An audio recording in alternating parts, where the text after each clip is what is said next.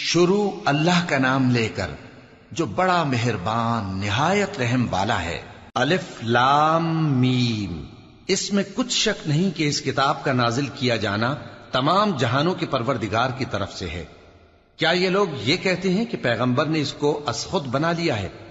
نہیں، بلکہ وہ تمہارے پروردگار کی طرف سے برحق ہے، تاکہ تم ان لوگوں کو ہدایت کرو جن کے پاس تم سے پہلے کوئی ہدایت کرنے والا نہیں آیا، تاکہ یہ رستے پر چلیں۔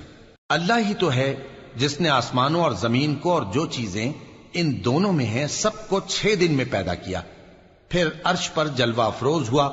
اس کے سوا تمہارا نہ کوئی دوست ہے اور نہ سفارش کرنے والا۔ کیا تم نصیحت حاصل نہیں کرتے؟ وہی آسمان سے زمین تک کے ہر کام کا انتظام کرتا ہے، پھر ہر کام ایک روز جس کی مقدار تمہارے شمار کے مطابق 1000 برس ہوگی اس کی طرف رجوع کرے گا۔ اسی شان کا ہے وہ خالق جو پوشیدہ اور ظاہر کا جاننے والا ہے، غالب ہے، بڑا مہربان ہے۔ وہی جس نے ہر چیز کو بہت اچھی طرح بنایا، یعنی اس کو پیدا کیا اور انسان کی پیدائش کو مٹی سے شروع کیا، پھر اس کی نسل ایک قسم کے خلاصے سے یعنی حقیر پانی سے بنائی، پھر اس کو درست کیا، پھر اس میں اپنی طرف سے روح پھونکی اور تمہارے کان اور آنکھیں اور دل بنائے، مگر تم بہت کم شکر کرتے ہو۔ اور کہنے لگے کہ جب ہم زمین میں ملیا میٹ ہو جائیں گے تو کیا اثر نو پیدا ہوں گے؟ حقیقت یہ ہے کہ یہ لوگ اپنے پروردگار کے سامنے جانے ہی کے قائل نہیں۔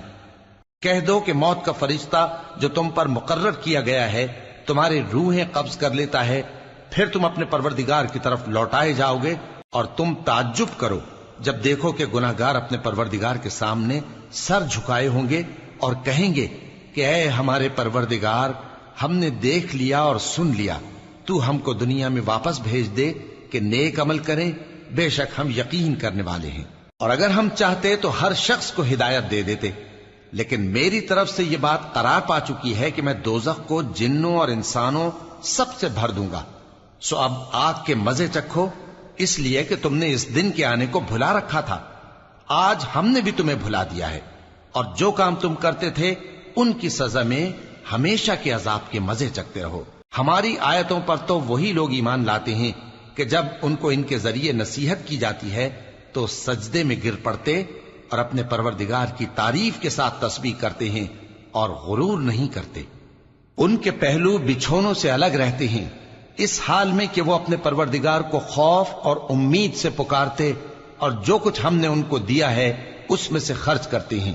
سو کوئی شخص نہیں جانتا کہ ان کے لیے کیسی آنکھوں کی ٹھنڈک چھپا کر رکھی گئی ہے، یہ ان اعمال کا صلہ ہے جو وہ کرتے تھے۔ بھلا جو مومن ہو وہ اس شخص کی طرح ہو سکتا ہے جو نافرمان ہو؟ دونوں برابر نہیں ہو سکتے۔ جو لوگ ایمان لائے اور نیک عمل کرتے رہے ان کے رہنے کے لیے باغ ہیں، یہ مہمانی ان کاموں کی جزا ہے جو وہ کرتے تھے، اور جنہوں نے نافرمانی کی ان کے رہنے کے لیے دوزخ ہے، جب چاہیں گے کہ اس میں سے نکل جائیں تو اس میں لوٹا دیے جائیں گے، اور ان سے کہا جائے گا کہ جس دوزخ کے عذاب کو تم جھوٹ سمجھتے تھے اس کے مزے چکھو، اور ہم ان کو قیامت کے بڑے عذاب سے پہلے دنیا کے عذاب کا بھی مزہ چکھائیں گے، شاید وہ ہماری طرف لوٹ آئیں۔ اور اس شخص سے بڑھ کر ظالم کون جس کو اس کے پروردگار کی آیتوں سے نصیحت کی جائے تو وہ ان سے منہ پھیر لے۔ ہم گناہگاروں سے ضرور بدلہ لینے والے ہیں۔ اور ہم نے موسیٰ کو کتاب دی تو تم ان سے ملاقات ہونے سے متعلق شک میں نہ ہونا، اور ہم نے اس کتاب کو بنی اسرائیل کے لیے ذریعہ ہدایت بنایا تھا، اور ان میں سے ہم نے پیشوا بنائے تھے جو ہمارے حکم سے ہدایت کیا کرتے تھے، جبکہ وہ صبر بھی کرتے تھے اور وہ ہماری آیتوں پر یقین رکھتے تھے۔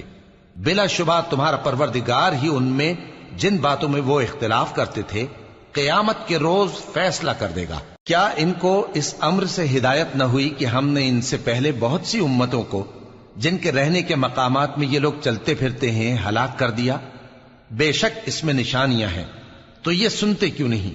کیا انہوں نے نہیں دیکھا کہ ہم بنجر زمین کی طرف پانی رواں کرتے ہیں، پھر اس سے کھیتی پیدا کرتے ہیں جس میں سے ان کے چوپائے بھی کھاتے ہیں اور یہ خود بھی کھاتے ہیں، تو یہ دیکھتے کیوں نہیں؟